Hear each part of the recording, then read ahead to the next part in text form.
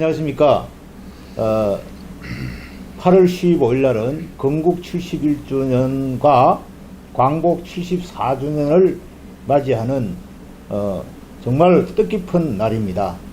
이 날을 통해서 현 정권 문재인 주사파 다시 말하면 여적죄로 처벌해야 되는 문재인 정권을 하야시키기 위해서 오늘 긴급 시국진단차 우리 선구자 방송에 나왔습니다.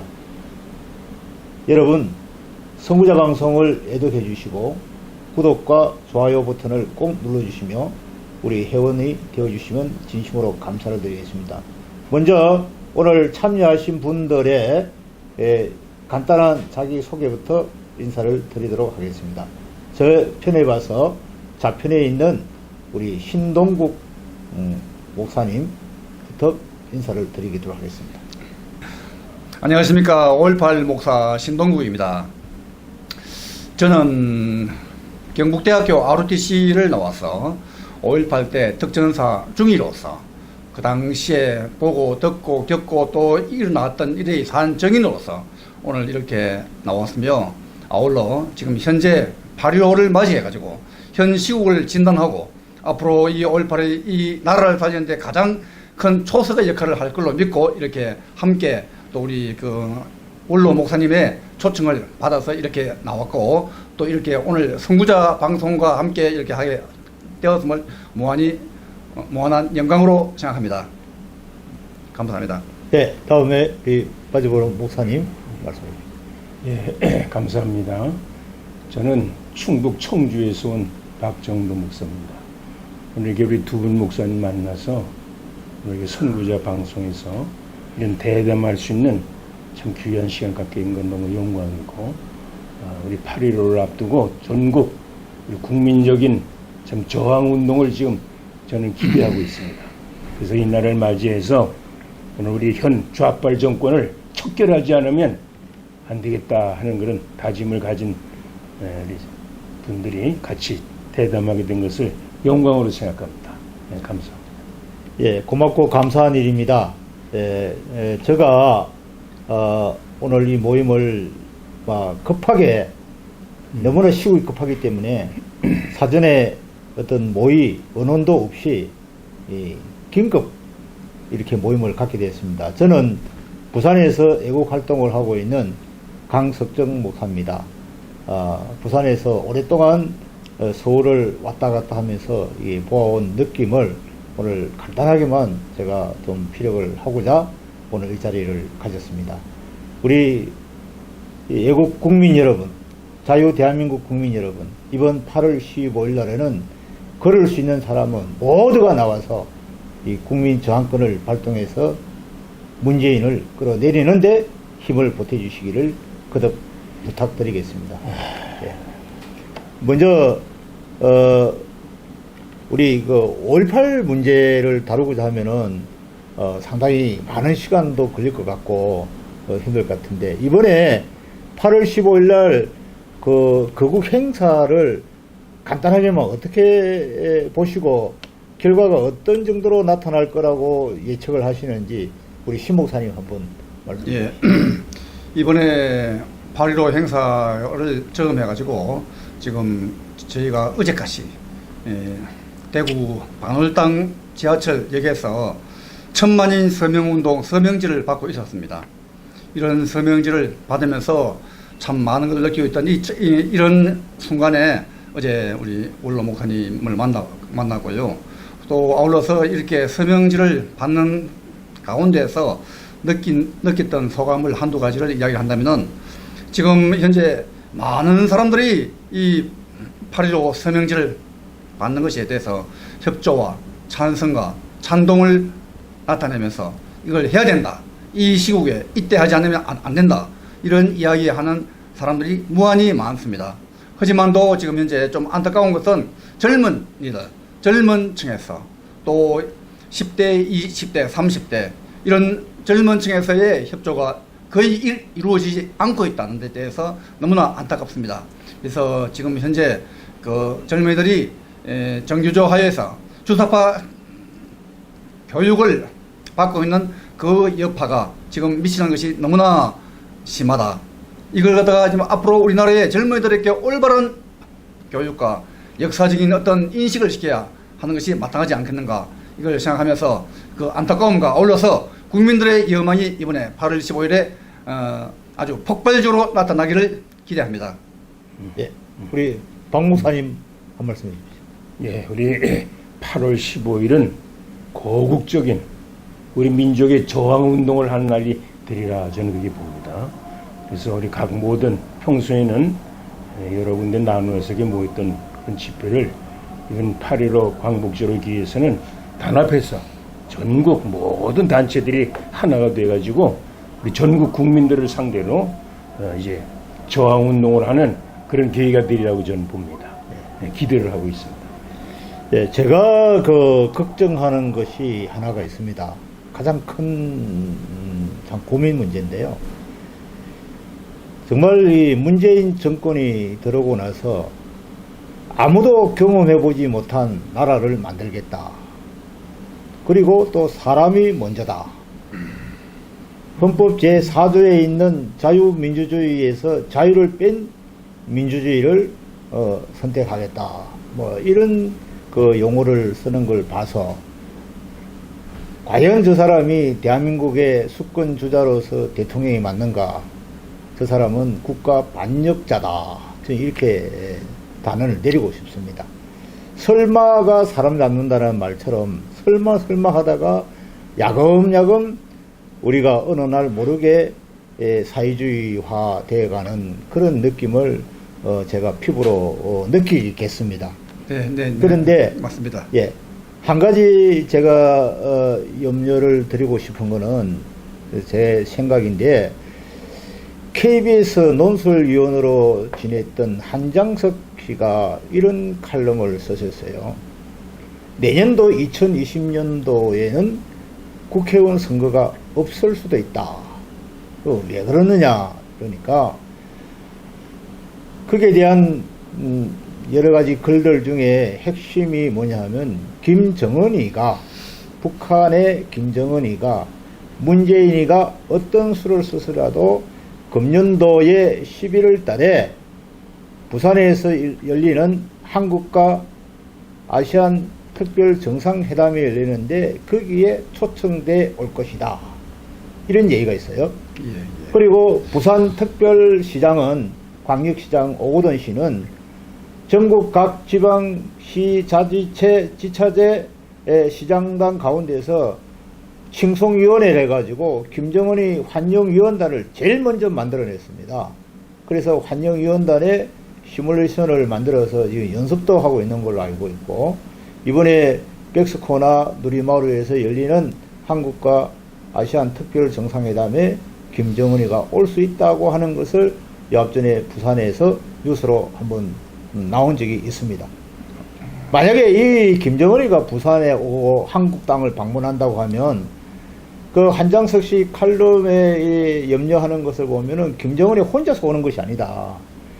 김정은이가 올 때에 김정은이를 경호하는 경호 부대까지 동원해서 온다.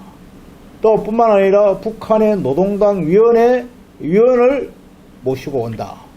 그러면 김정은의 경호 부대는 어떻게 데리고 오느냐?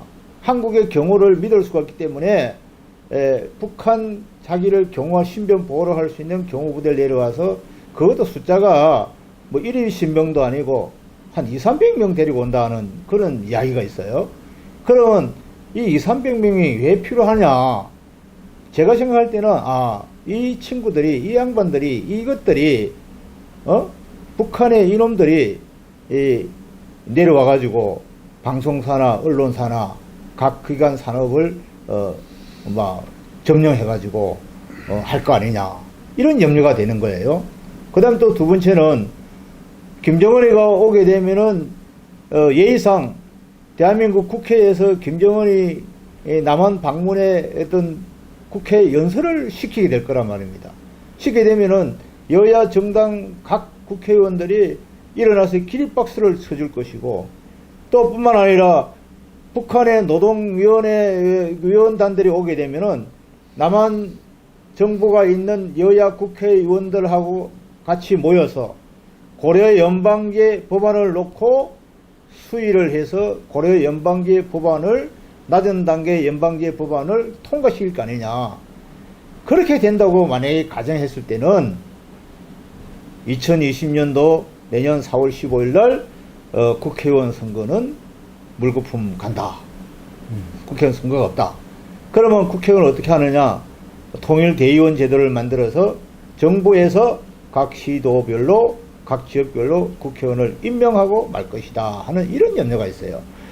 네. 여기에서 저는 굉장히 이 한장석 칼럼을 제가 읽으면서 제가 공감하는 문제가 설마가 사람 잡는다는 말처럼 문재인이가 말을 하고 또 이렇게 좌파들이 주사파들이 이 끈질기게 말을 내면 그것이 어느 시점인가 가서는 다 그대로 진행해 나가더라 이 말이에요.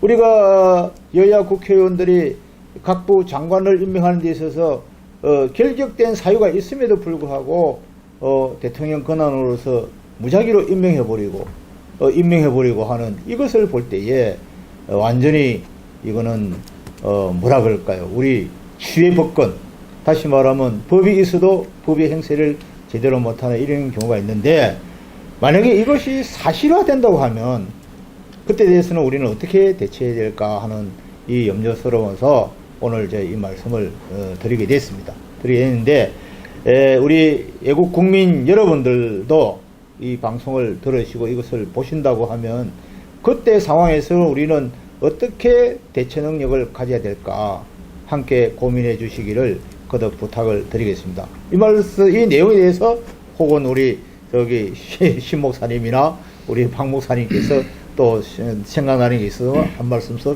해주시기 바랍니다. 이제 우리 목사님의 그 말씀을 들으니까 지금으로서 제 심정은 상상을 못할 일입니다. 그렇죠. 상상하기가 쉽지 않고 그 말이 무슨 말이냐. 나는 이제 지금 이 문재인이가요 노골적으로 공산당으로 가겠다 그런 말을 할 때가 오리라고 저는 보고 또 정당도 이제 노골적으로 공산당이라는 정당도 이제 발효될 때가 오리라고 저는 보는 사람인데 김정은이라는 놈이 우리 한국을 감히 오린다고 생각하는 자체가 나는 과대망상이라고 봅니다. 지금 우리 대한민국의 정서, 우리 국민들의 의식 수준으로 볼 때 김정은은 절대 모르도리라고 나는 믿습니다.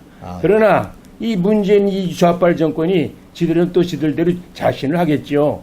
뭐 경계를 위해서 북한의 인민군대를 데리고 온다고 하니까 자신을 하니까 이제 그런 소리를 할지 모르지만은 우리 대한민국의 국민들의 반공의식을 볼 때는 절대로 불가능하다고 저는 봅니다. 만약 그것이 실천된다고 하면은 김정은은 죽을 각오를 하고야 올 것이지 더군다나 와서 뭐 대한민국 국회에서 연설을 한다? 그건 상상도 못해요 저는. 그렇게 하여서는 아니 된다고 저는 보고 근데 이제 우리 자유민주주의 국민들의 의식이라는 게 이 공산주의와는 비교 안 될 만큼 약해요. 또 그렇게 분위기를 이렇게 만들어 하면 또 국민들이 저 발언을 보고 그렇게 되는가 보다고 그걸 또 그냥 묵인할지도 모른다고 생각하지만은 우리 애국 반공 의식을 가진 국민이라고 하면 김정은은 서울에 오지도 못하리라고 저는 보고 또 오게 해서는 안 된다고 저는 봅니다. 네, 맞습니다. 이 문제에 대해서 우리 조금 전에 박 목사님께서 아주 샤프하게 이야기를 하시는데 그 말씀도 맞고요. 또 우리 각 목사님께서 정말 참 우려하는 이런 말씀을 하셨는데 그 말씀도 맞습니다. 이제 제가 생각할 때는 지금 항상 저는 가마솥에 삶겨 죽는 깨구리 제가 5.18 그런 이야기 할 적에도 많이 이야기를 할 때가 많은데 가마솥에 삶겨 죽는 깨구리는 처음에는 물이 미지근하고 할 적에는 놀기 좋은데 이거 무슨 문제가 있느냐 가마솥에서 빠져나가려고 생각을 안 합니다. 자기 나름대로 유영하다가 어느 정도 온도가 70도 80도 이상 좀 한되면 나가려고 할 때는 그때는 때는 늦어가지고 더 이상 나가지는 못합니다. 마찬가지로 지금 현재 우리가 지금 현재 한장석 칼럼에서 이런 이야기가 나왔다는 걸 이야기를 하셨는데 이런 말에 대해 가지고 저는 충분히 그런 가능성이 있다. 가능성이 있고 있을 수가 있다. 우리가 똑바로 우리가 뭔가 저항하지 않고 적절한 액션을 취하지 않을 시에는 이와 같은 일이 일어날 수 있는 여지가 얼마든지 있다는 걸 갖다가 저는 생각을 합니다. 그래서 이제 지금 현재 스텝 바이 스텝으로 해가지고 나갈 때는 사람은 인지를 못합니다. 인지를 못하고 있고 지금 그 여야 정당 역시 마찬가지입니다. 많은 사람들이 여당은 지금 북한 노동당의 이중대다 이런 이야기를 하는 사람들이 많고요. 야당 역시 야당은 여당의 이중대다. 야당이 야당답지를 못하고 이런 안타까운 지금 상황이에요. 그래서 지금 현재 여당 야당에서 지금 서명지를 받고 천만인 서명운동을 하는 것이 아니라 일반 민간 또 기독교에서 또 이런 하에 전광훈 목사라는 목사님께서 이와 같은 일을 하는데 주체적인 역할을 하는 거 정말로 그분은 훌륭합니다. 그래서 이런 상황에서 자기가 죽으면 죽으리라 이런 뜻으로 해가지고 하는 이런 마인드, 이런 사람이 우리나라에 나와야 한다는 이야기입니다. 이런 사람이 있어야 하는데 지금 여당은 그거는 말할 것도 없지만도 야당 역시도 이와 같이 앞장을 서지 않는 데 대해서 안타까움을 느낍니다. 우리나라가 옛날에 일제 일어나기 직전에 2조 만립에 나라가 곧 지금 한 달 후에 망하는데 정부에서는 조정에서는 대신들 또 기타 유정자들 다 그때까지도 한 달 후에 나라가 망하는데도 불구하고 부어라 마시라 하면서 일본에서 온 사람들한테 충성맹세, 충성서약을 하는 사례가 빈발했습니다. 나라가 곧 지금 일주일 후에 이제 망하는데도 불구하고 이렇게 하면서 우리나라 사람들은 나라가 망해야 망하지 그 사람도 먹고 죽은 송장이 피부 색깔 때깔이 더 낫다는 이런 말이 있습니다. 우리가 죽을 때 죽더라도 죽어봐야 한다는 이런 심산인데 우리가 죽기 전에 뭔가 준비하고 예비하는 자세가 필요합니다. 우리가 죽고 난 뒤에 특히 우리나라 사람들은 전반적으로 자기가 죽어야 죽는 줄을 알지 죽기 전까지는 지금 계속적으로 저항을 하고 있습니다. 이 나라의 실정 역시도 마찬가지라고 생각합니다. 그래서 이때 우리가 항상 준비하는 자세로 대응을 할 적에는 죽음을 먹어서 있고 나라가 자경화 공산주의화가 안 된다고 생각할 것이 아니라 점진적으로 지금 현재 계속적으로 세포와 마찬가지로 지금 점진적으로 보습돼 가지고 나오고 있는 이 실정에서 우리가 뭔가 결연한 의지와 또 아울러서 지혜롭게 대처해 나가는 그런 자세가 필요하다고 생각합니다. 예, 두 분 말씀 잘 들었고요. 참 감사한 일입니다. 설마가 사람 잡는다. 설마가 사람 잡지 않기를 저는 바랍니다.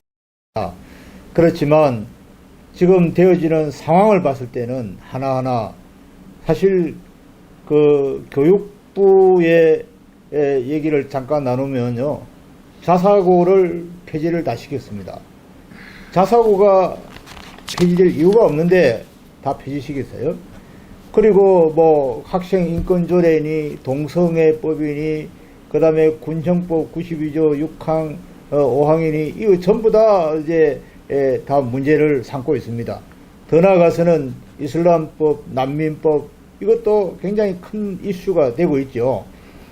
어느 거 하나 우리가 정신을 못 차릴 정도로 이 주사파 정권은 다 양성화시키고 활성화시키고 하는 이 마당에 우리 기독교가 진리를 외쳐야 되고 진리가 우리를 자유케 한다는 하나님 말씀에 되어 있습니다. 또 나아가서는 여호와는 모든 나라의 주제자라고 하는 말씀도 있습니다. 나라의 주인은 하나님이라고 하는 말씀도 있는데 성경 말씀에 있듯이 너희는 죄와 싸우되 피 흘리기까지 아니해야 한다 하는 이런 참 간절한 말씀도 있습니다.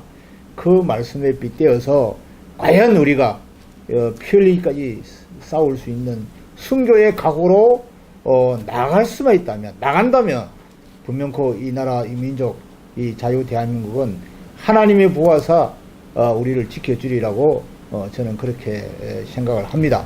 하는데 이번 8월 15일 날 거구 거사를 앞두고 우리 모든 국민들이 모든 사람들이 정말로 몸져 병상에 입원해 있지 않는 한 다 나와서 정말 서울역을 메우고 광화문 광장을 메우고 청계천 도로를 메우고 종로 길바닥을 다 메워서 해화동 사거리까지 심지어 서울대 대학로까지 다 메워서 우리가 정말 한국인의 국민의 저항운동을 이 주사파 정권과 맞서 싸우는 그러한 8.15 거국 행사가 되었으면 하는 간절한 바람입니다. 네. 예. 예, 제가 목사님의 말씀을 들으니까 이제 생각이 나는데 저는 기회가 있을 때마다 하는 말이 있습니다. 오늘 우리나라가 이 지경까지 이 공산주의자들이 집권을 해서 나라를 뺏길 이 지경까지 된 이거 연유에는 교육 부재를 저는 얘기합니다. 교육 부재. 이 공산주의자들은 70년 동안 최소한도 3, 40년을 세뇌 교육을 했다고 저는 봐요. 그런데 우리 자유민주주의는 말이요. 교육을 단절하고 교육을 하지 못했기 때문에 오늘 우리 자라나는 세대들은 공산주의를 모른다는 거예요. 공산주의 자체를 모르고 공산주의는 단어 자체가 지금 사라지고 있다고 저는 봅니다. 이런 마당이기 때문에 이제 이 공산주의자들이 이 문재인을 노골적으로 공산주의자라고 다 판결이 났어요. 공산주의자입니다. 공산주의자들이 지금 나라를 말아먹고 나라를 망치려고 하는데도 국민들은 공산주의도 뭐 별것도 아닌 것이다. 뭐 민주주의나 비슷한 걸로 이 정도로 보는 세대가 아닌가 맞습니다. 저는 그렇게 생각을 해요. 예. 그렇기 때문에 이제 저는 우리 특별히 이때에 우리 기독교가 앞장을 서서 나라를 구원하고 이 반공 사상을 소리함으로 말미암아 새롭게 부각하는 그런 계기가 되리라고 저는 믿고 또 이 점이 우리 기독교의 제일의 적이 공산당 아닙니까? 또 공산당이 제일의 적을 우리 기독교로 보는 것이에요. 종교로 본단 말이에요. 이런 마당에서 이제 우리 대한민국 국민들이 이번 이 좌빨 정권이 이렇게 하는 이 행각을 통해서 반공의식이 다시 살아나기를 바라고 또 반공의식이 다시 살아나는 것을 계기로 해서 앞으로는 철저하게 교육을 해야 되겠다. 교육을 하지 않고 그냥 자유를 만끽하고 자유를 누리기만 했지 민주주의의 귀중성을 알지 못하고 자란 세대들이 이렇게 지금 세뇌를 받아서 공산화 교육을 받은 결과 민주주의 교육을 하지 않고 그 결과가 오늘 이렇게 비참한 징에 이르게 되었다. 저는 그렇게 판단을 합니다. 그래서 우리 하나님께서 이제 이 나라를 다시 구원해 주실 줄 좀 믿고 기도하거니와 오히려 전화위복이 되리라고 저는 봐요. 이런 계기를 통해서 우리 국민들이 다시금 반공의식이 새롭게 살아나서 앞으로 우리 우리 대한민국이 전 세계 공산주의를 향해서 척결하는 그런 모범 국가가 되리라고 저는 그렇게 기대를 하고 또 기도를 합니다. 예. 지금 그 전화위복의 기회 정말 참 아름다운 말씀입니다. 그렇게 되기를 기대하고 또 이를 위해서 함께 노력을 해야 할 걸로 믿습니다. 지금 그 우리나라에 지금 교육이 옳게 안 돼 있고 지금 그 올바른 지금 것이 안 돼 나가고 있는 것이 지금 이제 주사파들 위해서 정교조들이 지금 이제 주름 잡고 있는 이런 세상에서 지금 여기서 지금 교육하는 이런 메커니즘을 보면은 정말로 그 여러 가지 그 뭐 성교육 또 하지 말아야 될 이런 거 혹은 또 너무 이런 나이에 또 이런 이야기를 지금 이제 다 이야기하려면은 너무나 많기 때문에 지금 우리 학생들 또 젊은 층에서 왜 그 현재 우리 하는 일들에 대해서 동참을 못하느냐 이런 걸 생각할 적에는 그 교육에서 엄청난 문제가 많다는 걸 느낍니다. 특히 이들에게는 나라를 사랑하고 민족을 사랑하는 애국 애족이라는 어떤 하나의 그 어떤 그 뇌리 어떤 그 교육적인 이념 나라를 지켜야 된다 이런 것은 빼버리고 오로지 자기 자신만을 위한 하나의 개인주의 이기주의로 지금 흘러나오고 있는 실정이에요.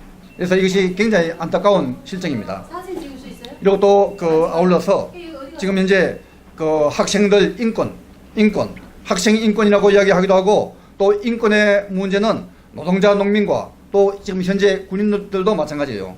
지금 현재 많은 교육을 인권 문제로 해가지고 지금 사람들 하다가 완전히 그 치부를 하고 인권 문제로 해가지고 지금 모든 문제를 일으키는 하나의 원동력인데, 이 인권을 이야기하는 이 지금 현재 그 주사파 교육이 왜 우리 학생들의 인권과 군인 인권을 이야기하면서 다 그 힘을 약화를 시키는 것은 물론이지만도 역으로 왜 북한의 인권에 관해서는 말 한마디도 없는가? 북한이 인권을 갖다가 말살하고 있는 이런 인권 말살 정책, 이거에 대해서 왜 한마디 언급도 못하면서 우리 남한의 인권 문제, 국가인권위원회 이런 엉뚱하게 만들어가지고 이거 갖다가 지금 억지로 인권을 조장하면서 나라를 갖다가 이상한 방향으로 끌고 나가려고 하고 있는가? 또 아울러서 교육에서 연관할 때 독재, 장기 집권 이런 걸 갖다가 이야기하면서 장기 집권은 나쁜 것이다 이러면서 우리나라의 나라를 앞세웠던 이승만 대통령과 박정희 대통령을 굉장히 나쁜 사람으로서 매도를 하면서 왜 북한의 장기 집권이 아니라 3대 세습을 하면서 나가는 장기 집권을 하고 있는 이런 것에 대해서 말 한마디도 못하고 있느냐? 왜 이거 북한에 대해서 김일성과 김정은과 김정일 이 3대 세습 진짜 악풍 중에 악풍이고 나라를 말아먹는 이런 것에 대해서 왜 올바른 잣대로서 평가하지를 못하고 있느냐? 정말 이와 같이 주사파의 이런 멤버들의 교육은 엉터리의 사안실을 자기 스스로 나타내는 것이며 손바닥으로서 태양을 가리는 행위를 하고 있는 것이 아니겠습니까? 제가 지난번에 이제 우리 전광훈 목사님과도 대화할 때 얘기를 했지만은 그동안 우리 자유민주주의 국가는 조금 전에도 말한 교육 부재했었어요. 교육을 안 했단 말이에요. 그런데 이 공산주의자들은 70년 내지 3, 40년 동안 교육을 철저하게 했고, 특별히 우리 대한민국은 그동안 자유민주주의에서 얼마나 자유를 만끽했습니까? 적어도 40년 가까이 태평세월을 살았단 말이에요. 태평세월을 사는 동안 나부터도 나라 안보, 국가 안보에 대해서는 생각할 필요도 없었고 생각하지 못하고 살았습니다. 전 국민이 다 그렇게 편안하게 태평하게 살 결과가 오늘 이 자리에 이르게 되었다. 저는 그렇게 봐요. 그동안 우리 주사파들은 철저하게 교육을 했거든요. 이제 전교조를 통해서 젊은 우리 자라는 세대들 다 교육으로 다 망쳐놓고, 근데 우리는 이제 자유를 만끽하는 가운데서 타락하고 범죄하고 이런 나라가 된 것이라고 이렇게 생각합니다.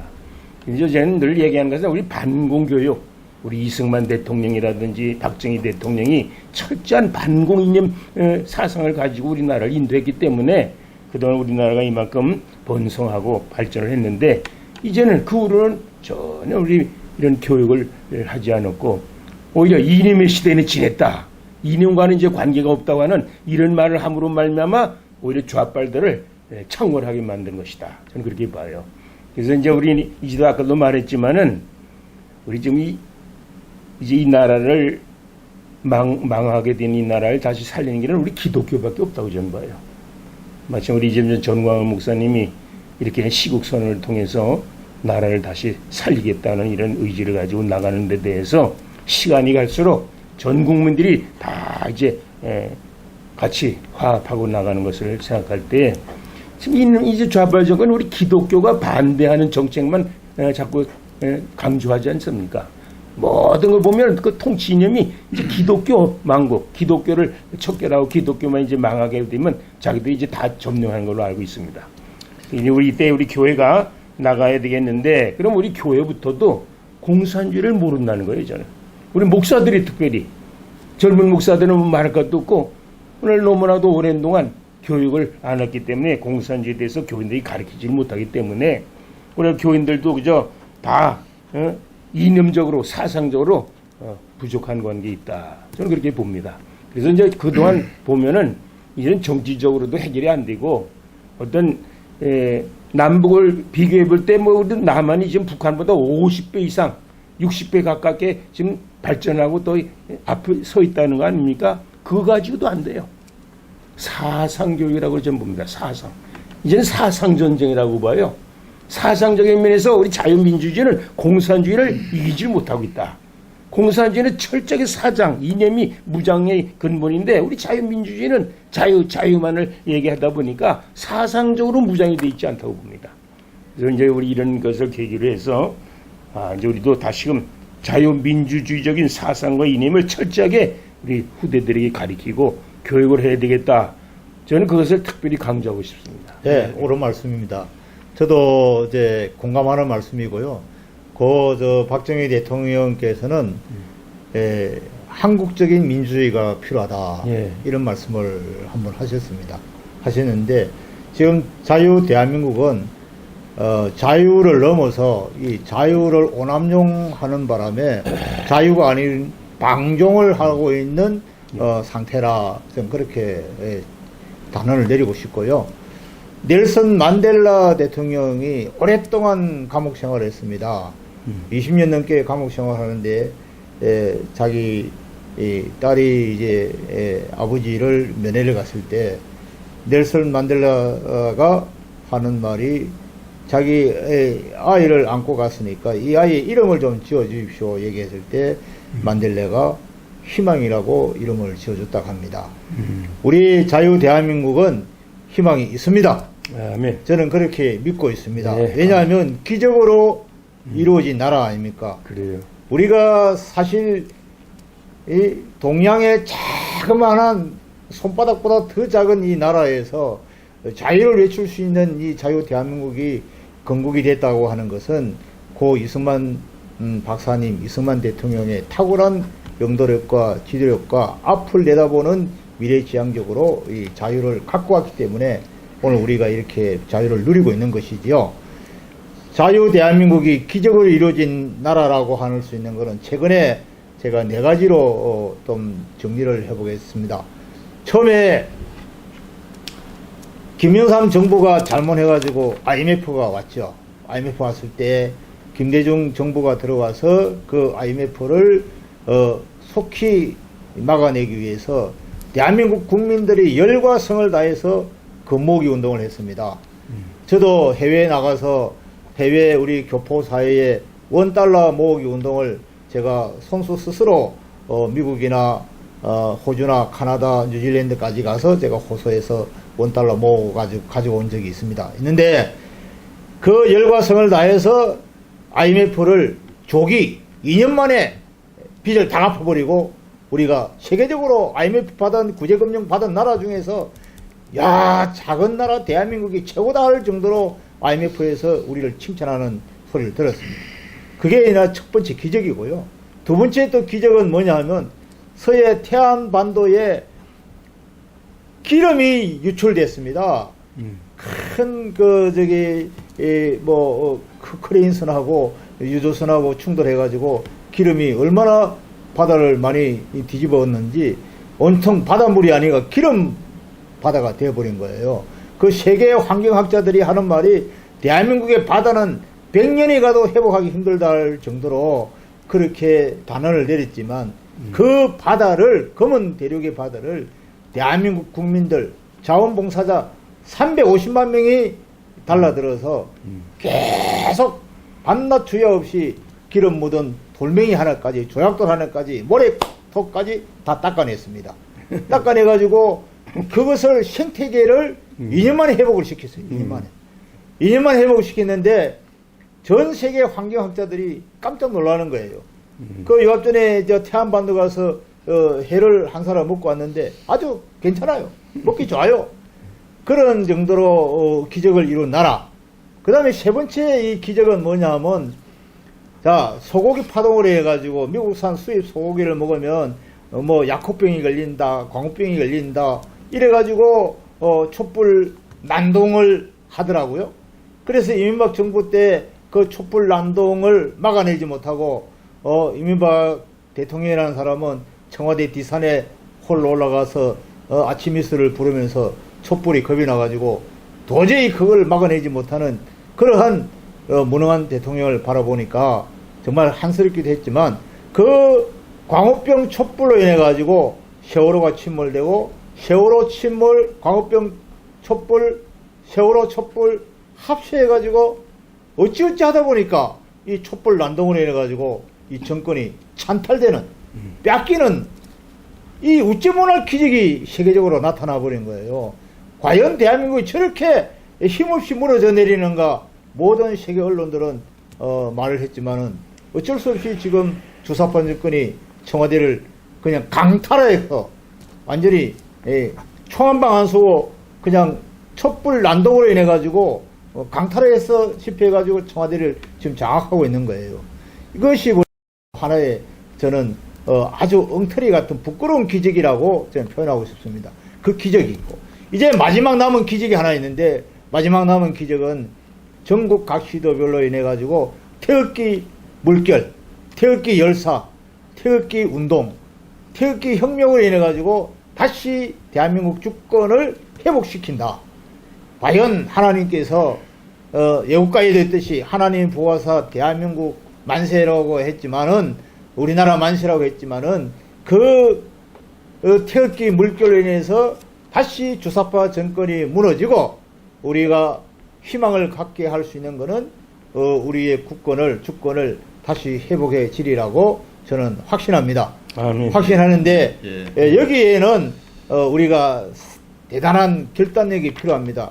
다른 건 다 지금 법이 무너지고 입법, 사법, 행정 다 주사파가 다 장악했지만은, 좀 전에 우리 막손의 말씀대로 우리 기독교의 10% 세력을 지금 잡히지 않고 있어가지고 온갖 술수, 건모, 계략, 책략으로 인해가지고 기독교를 망가뜨리려고 지금 주사파 정권이 온갖 혈안이 되어 있습니다.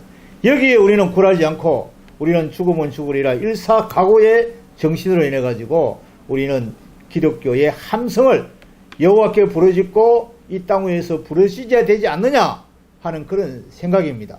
그런 생각인데 어쩔 수 없이 권력을 가지고 있는 자, 권력자의 손에 의해서 모든 것이 좌지우지 된다 하는 그런 이야기가 있기 때문에 제가 앞서 말씀드린 대로 한장석 씨가 쓴 칼럼을 제가 생각을 안 해야 되는데 어딘지 모르게 잠자다 보면은 또 그 생각이 떠오르서 어느 날 우리 누굽니까 박일학 교수님이 하신 말씀처럼 어느 날 밤 잠을 자고 일어났더니 태양은 떴고 바람은 불고 아침은 나타났는데 이 사회는 어느새 모르게 사회민주주의 공산주의가 되어 있더라. 그래서 이동의 자유도 없고 언론의 자유도 없어졌더라 하는 이런 것을 한번 토론에서 박일학 교수님이 하신 말씀을 저는 귀담아 들었습니다. 그렇게 되기 전에 우리는 분연히 일어나야 된다. 국민 저항권이 마지막 남은 국민 헌법에 보장된 국민 저항권이 있는데 왜 국민들이 이렇게 잠자고 있느냐 하는 여기에 초점을 맞춰야 되는데, 여기에서 우리가 목사님들이 각 지역에 흩어져서 우리 주민들, 시민들, 국민들 그런 사람들을 일깨우는 데 대한 어떤 지도력을 발휘해야 되지 않느냐 그렇게 생각합니다. 그렇게 생각하는데 우리 선구자 방송을 통해서도 좀 그렇게 활동을 했으면 좋겠고, 또 제가 이 시간에 한 가지 짚고 넘어가고 싶은 거는 죄 없는 우리 박근혜 대통령, 정말 여성 대통령, 정말 아름답지 않습니까? 대통령께서 4개국어를 하고 어디를 나가서 언어 장벽이 없이 다 이게 외교를 하고 나갔다 그러면은 대한민국 국가를 위해서 경제 수주를 해가지고 오고 오다를 받아오는 그런 대통령이 정말 없었습니다. 그런 대통령이 없었는데 이 문재인 정권은 외교 망조 들고 아주 정말 창피스러워서 대한민국 대통령이라고 말을 하기도 싫은 정도로 저 사람은 국가 반역자입니다. 그런데 그 박근혜 대통령을 어떻게 해서 우리가 다시 명예 회복을 시키느냐, 여기에 대해서도 한 말씀 좀 해주셨으면 참 감사하겠습니다. 하여튼 우리 현이 좌빨정은 문재인 정권은요 대한민국을 망하기를 원하는 놈이라고 저는 봅니다. 저희들이 생각한 것보다 오히려 얼른 망하지 않아서 걱정을 하고 있지 않는가, 저는 그렇게 생각을 해요. 우리 소위 집권자라는 사람 입에서 제 조국을 부르지 못합니다. 대한민국이라는 말도 못하는 놈이고, 더군다나 나라를 사랑하자, 우리 잘 아는 세대들에게 애국심을 호소하는 말 단 한마디도 난 들어본 일이 없습니다. 그런 놈이 그러니까 문재인은요 공산주의, 공산화로 가려고 하는 거 아닙니까? 또 법적으로도 공산주의라는 게 판명이 났어요. 문재인이가. 근데 국민들에게는 속이기 위해서 노골적으로 말을 못하고 속으로는 난 공산주의로 가겠다. 난 공산주의자다. 그렇게 말하는 놈이라고 나는 봅니다. 그렇기 때문에 우리 이번 기회를 통해서 우리 대한민국 국민들이 다시금 반공교육, 반공의식을 새롭게 하는 계기가 돼야 되겠다. 그러면 우리 반공의 제일 앞에서 우리가 싸워야 될 것이 우리 기독교라고 봅니다. 우리 교회가 마지막 보루인데 우리 기독교 우리 목사들이 공산주의를 몰라요. 제가 볼 때는. 그렇게 교인들이 가르치질 않으니까 교인들에게 반공교육을 할 줄 모르고 가르치질 않으니까 도무지 너무나도 참 야속하게 생각을 하는데 이제 우리 목사님 얘기하신 것처럼 현이 정권은 모든 게 다 불법 아닙니까? 다 불법으로 정권을 찬탈하고 정권을 뺏고 강제로 이렇게 해서 아무 죄가 없는 나라를 위해서 충성했던 박근혜 대통령을 강제로 탄핵을 했다고 하는 이 사실을 우리 국민들은 다 압니다. 저는 그 현 정권을 얘기할 때 내가 예언을 한 게 있어요. 내가 지난번에도 얘기했지만은 이 좌빨 정권이요 독재를 하지 않고는 통치를 못할 놈들입니다. 국민들의 지지를 받지 못하니까 국민들이 다 불신을 한 걸 지들이 잘 알아요. 지들이 정권을 찬탈해서 강제적으로 빼앗을 지들 자신이 잘 아니까 떳떳하지 못한 놈들이니까 국민들이 지지를 받지 못하니까 공산당식 독재를 지금 하고 있는 거 아닙니까? 그런데도 자유민주주의에서 익숙한 우리 국민들은 독재를 경험하지 못했으니까 독재를 보고도 말을 못하고 한가하지 못하고 공포감에 오히려 떨고만 있는 실정이 아닌가 저는 그렇게 봅니다. 그러나 반드시 이제 우리 대한민국 국민들이 다시 깨어나는 날 하루아침이라도 엎어지리라고 저는 봅니다. 그래서 우리가 할 일은 우리 국민들의 의식을 일깨워서 반공사상으로 다시 무장을 해서 공산당이 저렇게 무서운 존재구나. 공산주의에 대해서 철저하게 자각하는 그런 계기가 저는 돼야 되겠다고 믿고요. 이제 우리 하나님께서 우리 안 믿는 사람들도 그런 말을 합니다. 역천자는 망하고 순천자는 흥한다. 예. 하나님을 공경할 줄 아는 국민은 하나님의 복을 받고 하나님 두려워할 줄 모르는 민족은 망하는 것이다. 이거 다 압니다. 우리 박근혜 대통령도 이런 기회를 통해서 이제 하나님을 꼭 믿고 만나는 그런 기회가 되기를 바라고 우리나라 백성들이 이런 기회에 다시 하나님께로 돌아오는 역사가 나타나리라고 저는 믿습니다. 아멘. 그래서 이래서 늘 기도하고 또 우리 나라를 위해서 기도하는데 하여튼 우리 현 좌빨 정권은 대한민국이 망하기를 바라는 놈들이에요. 우리 이제 이번에 그 한기총 회장 되시는 전광훈 목사님이 7가지 그 시국 선언을 했지 않습니까? 그 7가지 내용이 보면요. 다 이제 현 좌빨 정권이 망할 짓을 한 거 아닙니까? 망할지. 예? 한미 동맹을 깨트린 것도 이 대한민국을 망하게 하려고 하는 것이고 큰 나라를 위해서 한 원전 같은 것도 다 파기하고 말이요. 4대강 보를 다 해체하겠다고 하는 이것이 전부 망하기를 바라는 그런 행위란 말이요. 근데 국민들이 이걸 알면서도 말이요. 껌뻑껌뻑하고만 있는 이런 실정을 볼 때 아직도 의식이 깨어나지 못했구나. 40년 태평세월을 살았던 그 의식에서 아직도 잠자고 있는 것이구나. 이걸 우리 일깨울 것이 우리 이제 기독교라고 생각합니다. 우리 교회 모든 성도들이 그럼 우리 교회 성도들마저도 목사들이 가르치질 않으니까 의식이 깨어나지 못하고 있는 것을 안타깝게 생각하고 이제 하나님께서 때가 되면 우리 국민들을 다시 일깨워서 하룻밤새라도 이 나라가 다시 전복되리라고 저는 믿고 또 이를 위해서 기도하니까 우리 근본에 우리 8.15 이런 광복절을 기해서 거국적인 국민 저항 운동이 전 세계적으로 다 이제 소문이 날 뿐만 아니라 이 좌빨 정권이 꼭 이제 척결되어서 무너질 길을 바랍니다. 아멘. 예. 저기 참 5.18 하면은 정말 참 이 역사로 바르게 정리를 해야 되고 정말 5.18이 밝혀지기만 한다면 정말 이 주사파 정권은 단숨에 무너지리라고 생각합니다. 5.18에 대해서 우리 너무나 확실하게 보고 듣고 산증인이 움직이신 우리 신동우 목사님 한 말씀 듣겠습니다. 예. 지금 시간이 이렇게 많지 않으니까 오늘은 그 핵심적인 그 몇 가지만 이야기를 하도록 하겠습니다. 이 5.18 3대 의혹, 5.18에 있어서 지금 전체 국민들이 지금 아직도 많은 것에 대해서 의혹을 안고 있습니다. 또 유정자들도 마찬가지고 국회의원들도 마찬가지고 목회자도 마찬가지입니다. 그 5.18의 3대 의혹이 뭐냐?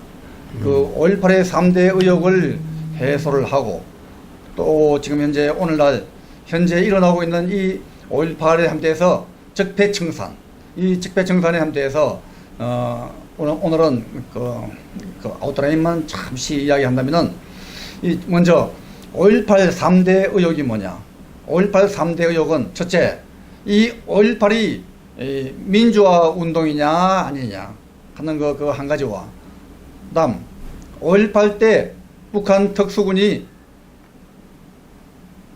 거기에 참전을 했느냐 참가를 했느냐 하는 그 문제와 또 한 가지는 5.18 최초 발포 명령자는 누구냐, 이 세 가지가 5.18에서 가장 중대한 3대 의혹입니다. 이 의혹에서 이 의혹의 문제를 갖다가 풀기 위해서 많은 사람들이 지금 5.18이 일어난 지 38년, 39년, 40년의 앞으로치를 하고 있는 이 시점에서 아직도 알고 있는 사람은 알지만도 확실하게 알지를 못하는 사람들이 너무나 많이 있다. 이런 사항에 함대해서 간단하게 말씀을 드리겠습니다. 먼저 이 5.18 때 최초 발포 명령자는 누구냐? 지난해에 이해찬, 민주당의 이제 이해찬 아시죠? 그 이해찬이가 광주 마물동 묘지에서 한다는 이야기가 지금 자기 자신 임기 중에서 분명히 5.18 최초 발포 명령자를 내가 찾고야 말겠다.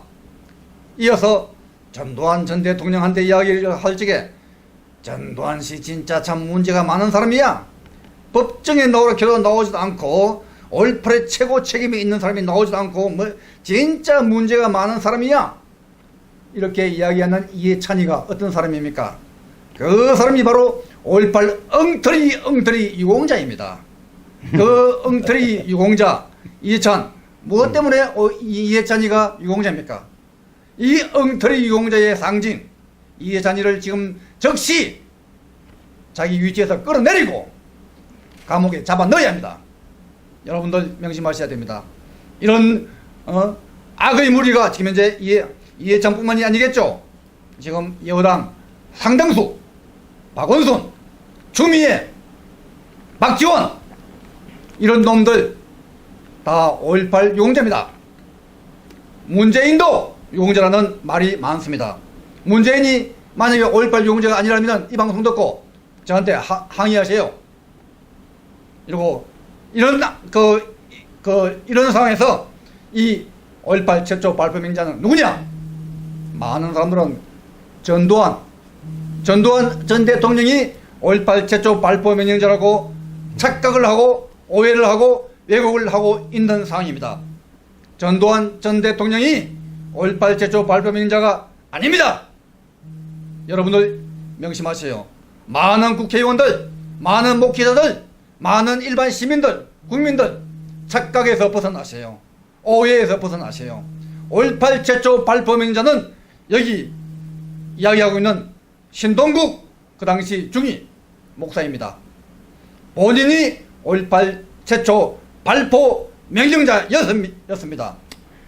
이런 상황에 함대해 가지고는 지금 오늘 시간관계상 이걸 갖다가 충분히 다 이야기를 못하겠고 그 당시에 5.18 최초 발포 명령에 대해서 아웃라인만 간단히 이야기한다면은 이는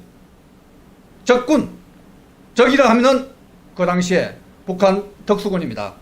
북한 특수군과 또 그들의 핵심 추종 세력들, 이 추종 세력들이 저희 우리 대원군, 특히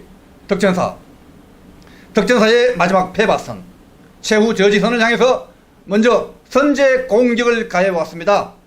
장갑차를 앞세워서 또 수십 대의 트럭과 차량과 모든 어떤 장비들을 앞세워서 저희 덕전사가 서 있는 최후 저지선 패바선을 향해서 진격을 해온 것입니다.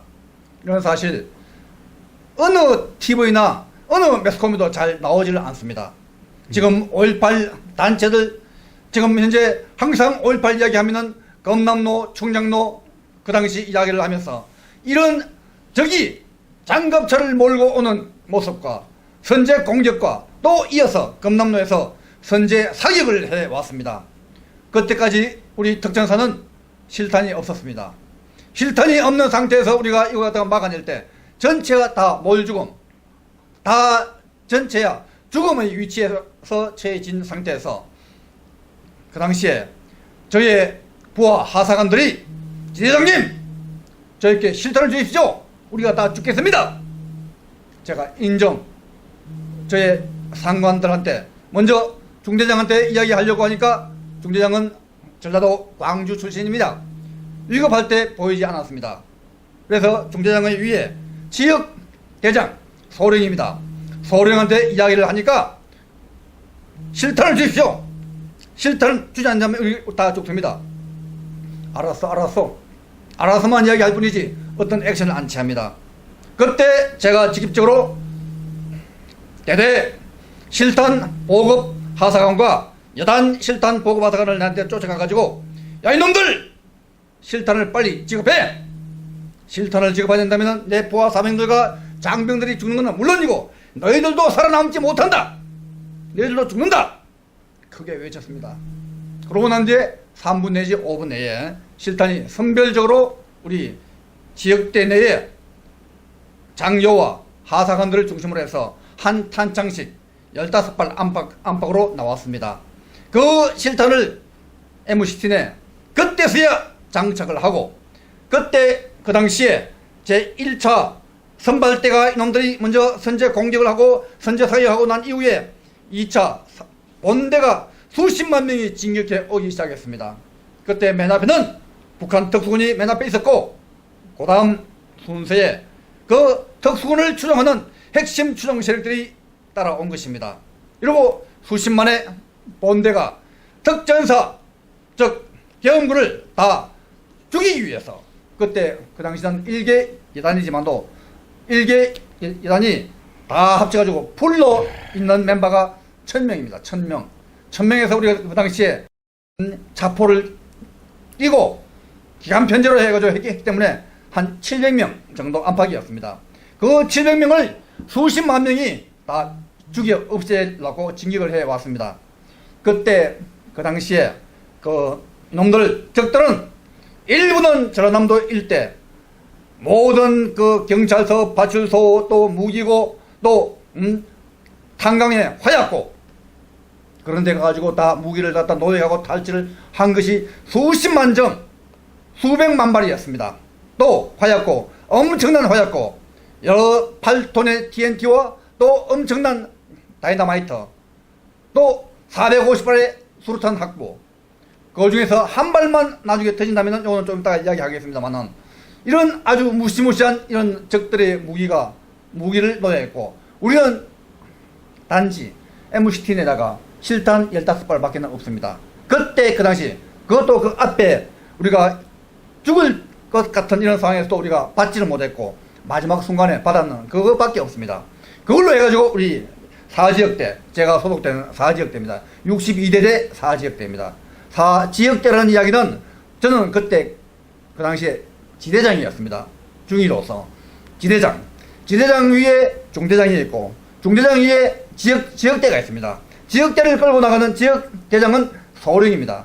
일부가 많은 사람들이 신중히 그 당시에 혼자서 올라가지고 지대를 끌고 올라가가지고 발포를 한 것이 아니냐 그런 것이 아닙니다. 지역대 전체가 지역대장의 인솔 하에서 옆에 수협 빌딩 수협 5층 옥상으로 우리가 올라가서 그때 밑에서부터 다 우리가 하사관 사병들로부터 장교들 사이에서 공감대가 형성이 되는 상황입니다. 왜냐 우리가 전체가 죽는다.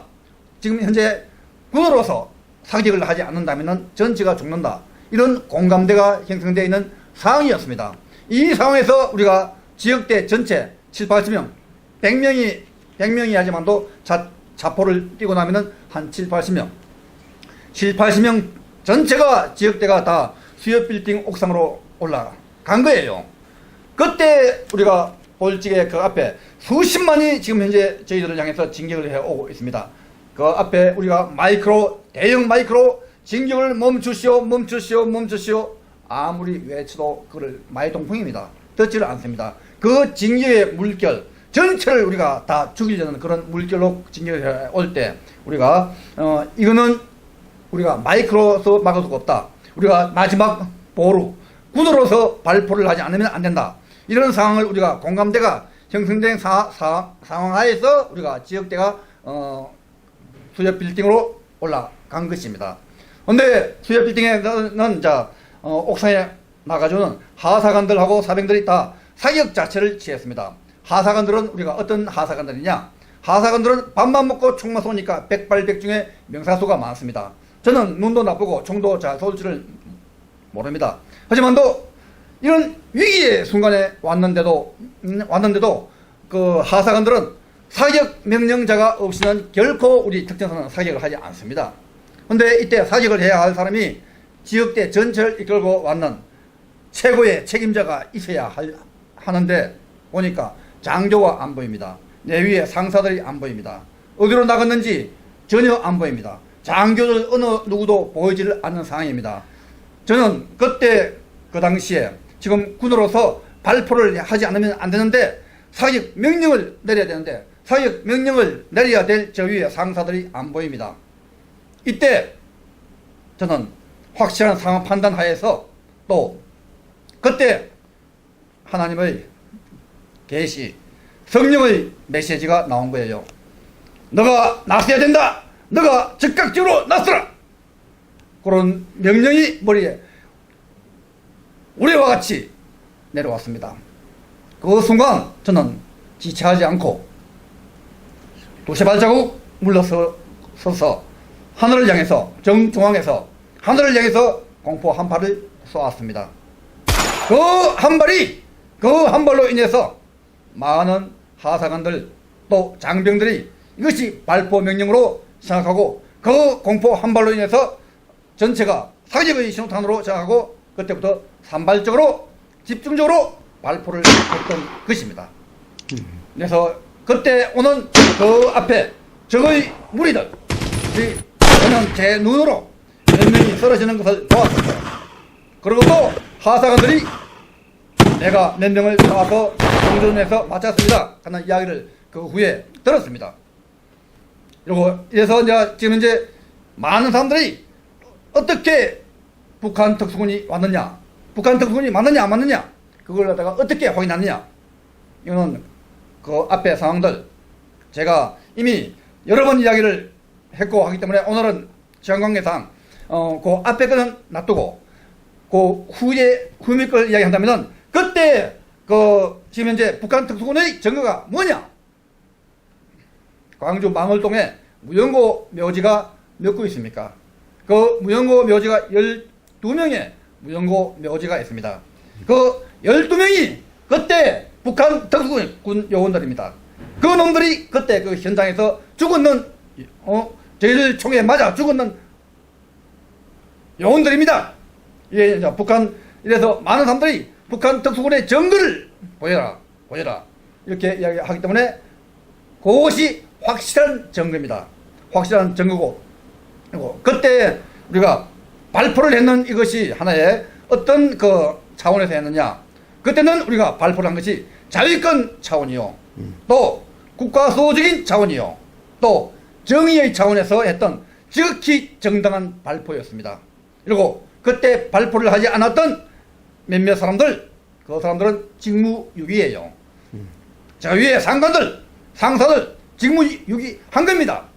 또 상당수가 직무유기를 했던 사람이 있습니다. 왜냐? 엄청난 후폭풍이 무서워서 피했던 것입니다.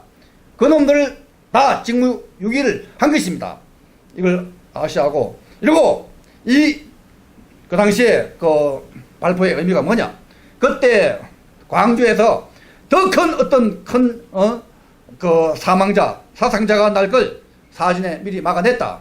수천, 수만, 수십만의 피해가 날 걸 갖다가 우리가 막아냈다는 거 하고, 또 아울러서 그때 우리가 그때 하지 않았다면은 그 화순 탄강 등지에서 만난 하나의 다이너마이트 TNT로 해가지고 만약에 거기서 내관 하나만 터뜨리다면은 그때 일본의 히로시마와 나가사키에서 일어났던 원자탄보다도 10배의 위력이 있는 그 폭발로 해가지고 일어나면은 광주는 물론이고 전라도 일대가 완전히 잿더미로 활걸 막아냈다. 그때 이렇게 하지 않았다면은 그때 그 당시 북한군의 의지가 충분히 있었지만도 공수특전사에서 저거가 상당수가 죽음으로 인해서 아이고야 이래서는 안 되겠다. 그걸 피한 거예요. 이런 의지가 있었던 걸 피했다. 피함으로 해가지고 그때 우리가 이 자유 대한민국을 지켜냈다는 그런 아주 큰 역사적인 의미가 있습니다. 그리고 지금 현재 39년 40년에 앞으로치 해가지고 이때 이 5.18을 확실하게 밝힘으로 해가지고 제2의 자유 대한민국을 확보를 할 수 있는 절호의 기회에 지금 현재 도착했는 상황입니다. 감사합니다. 예, 고맙습니다.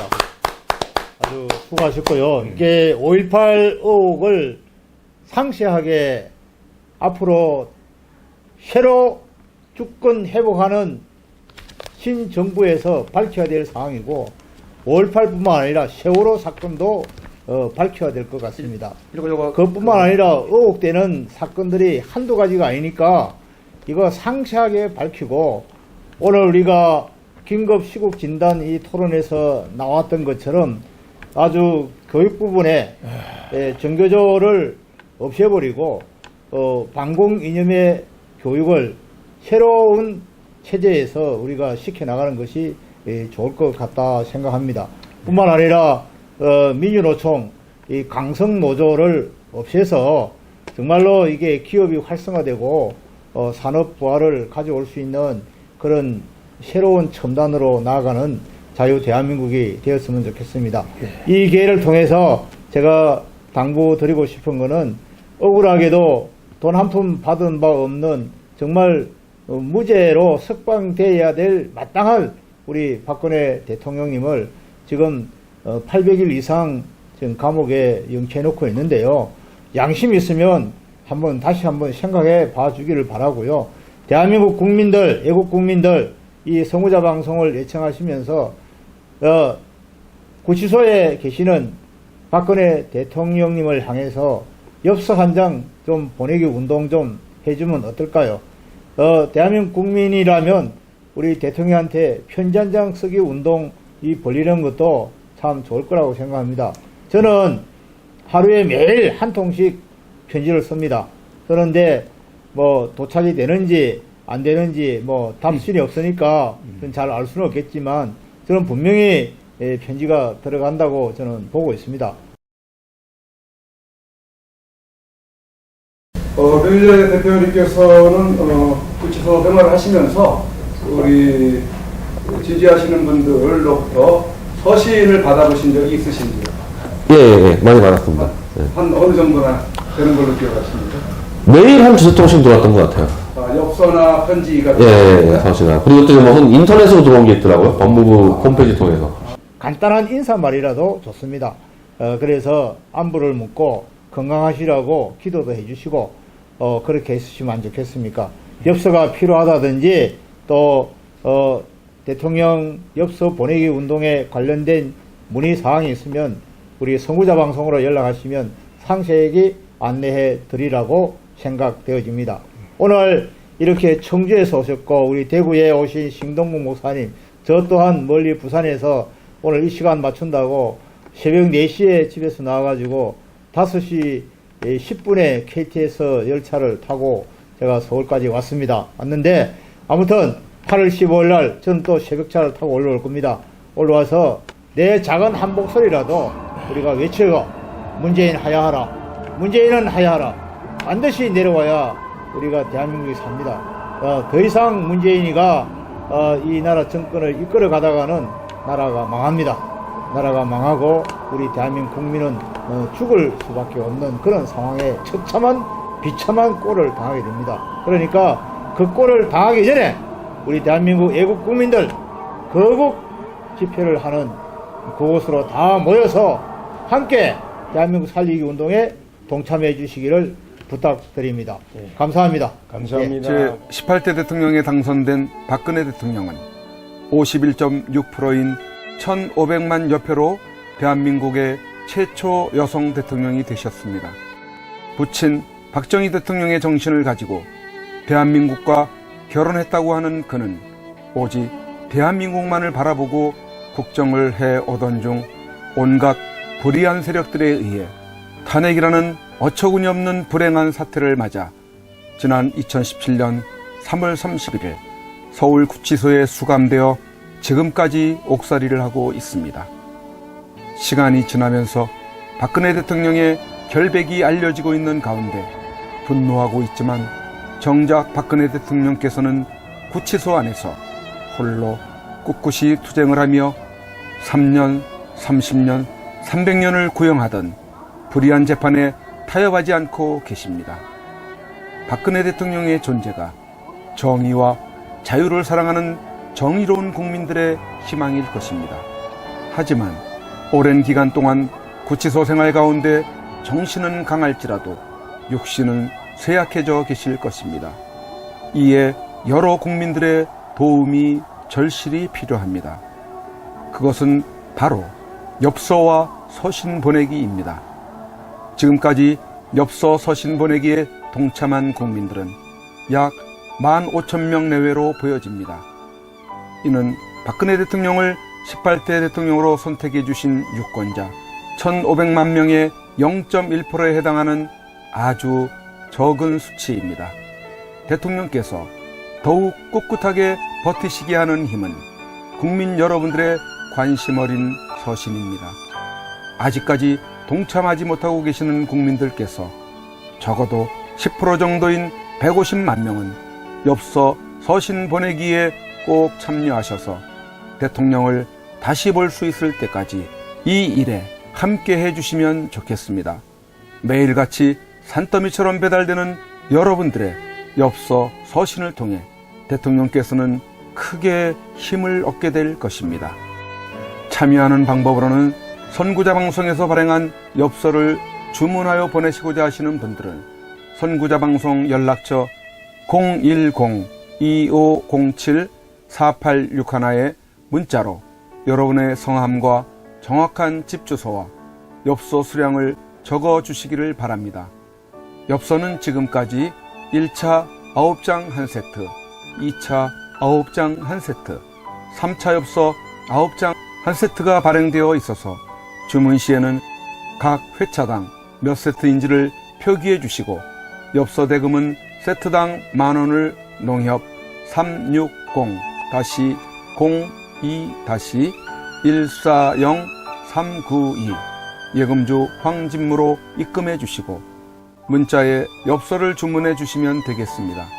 그리고 별도로 서신이나 문구점에서 엽서를 이용하시는 분들은 서울구치소, 경기도 군포시 군포우체구 사서함 20호 수용자번호 503 박근혜 대통령 앞으로 보내시면 되십니다. 선구자 방송에서 발행한 엽서는 박근혜 대통령의 모습과 뜻깊은 사진으로 제작을 하여 그 의미를 가지고 있어서 박근혜 대통령께 더욱 감동이 전달될 것입니다. 지금까지 3차에 걸쳐 발행한 엽서는 다음과 같습니다. 보시고 꼭 엽서 서신 보내기 150만 명 10%에 동참하셔서 훗날 참 잘했다라는 긍지와 위안이 되시기를 바랍니다.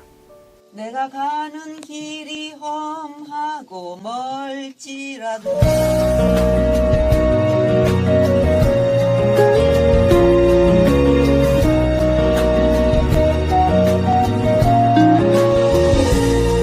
내가 가는 길이 험하고 멀지라도 그대 함께 간다면 좋겠네.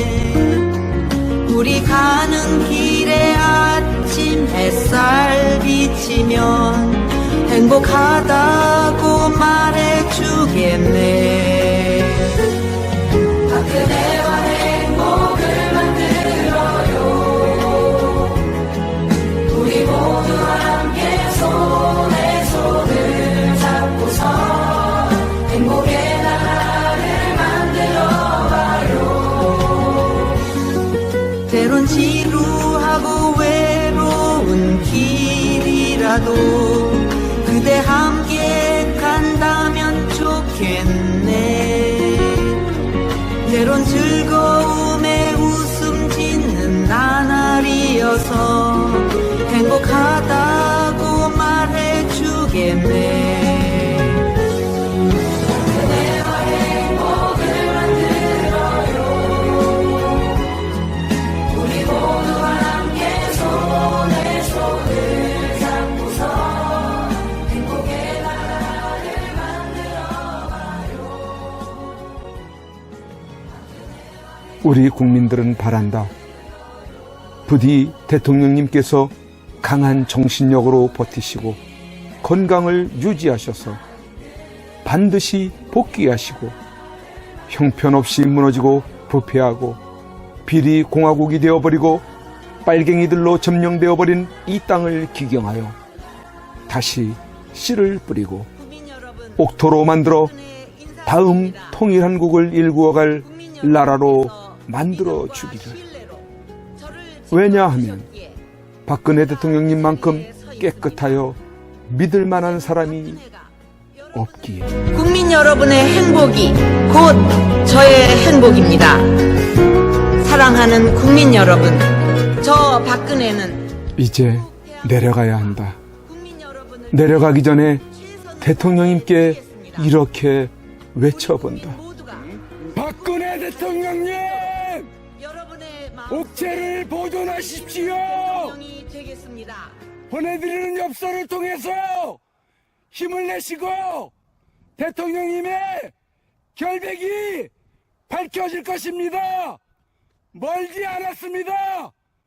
더 꿋꿋이 버텨주시고 많은 국민들을 통해서 많은 엽서를 또 많은 편지를 보내드리도록 그렇게 힘쓰겠습니다. 건강을 지켜주세요. 안녕히 계세요. 그대와 행복을 만들어요.